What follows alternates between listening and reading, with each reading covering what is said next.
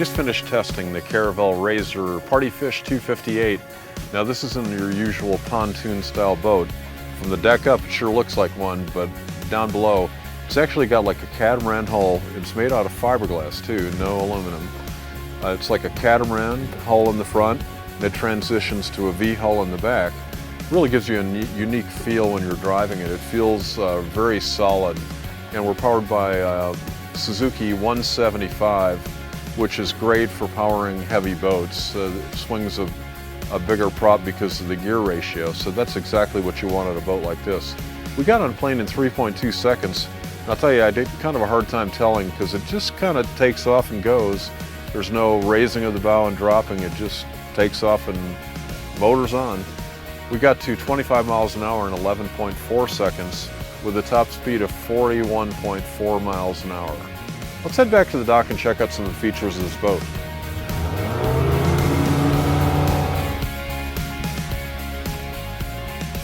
You know, Jeffrey, I've seen a lot of boats. I've never seen one with a diving board at the bow. This is pretty cool. Well, we like to think that we've got something for everybody on this boat, Alan.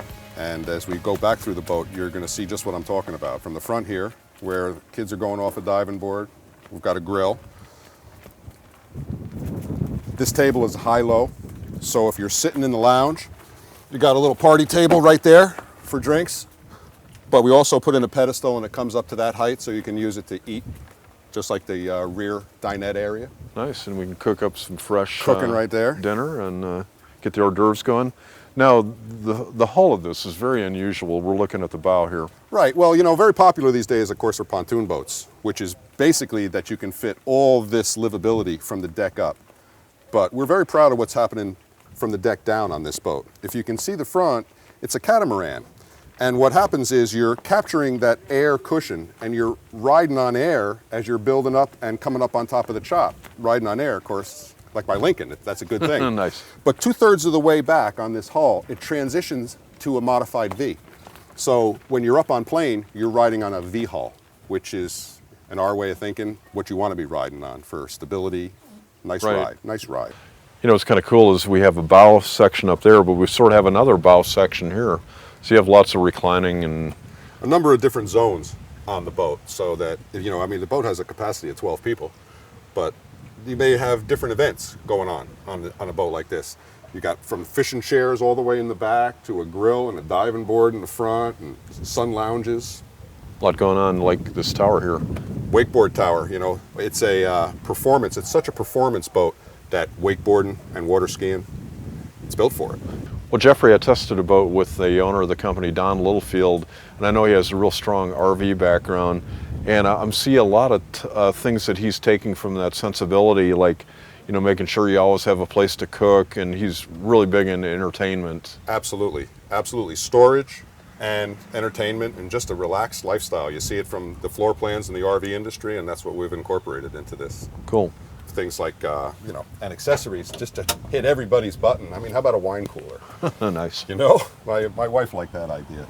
Below decks, there aren't many boats that give you that kind of, I mean, you can almost bring too much on the boat. Look at that. That's a timeout room for the kids down there almost. No doubt. You're just a mattress away from a cabin down there for sure. Well, Don, it looks like we're making full use of the Helm here with... We are. Well, we got the fridge built right under there.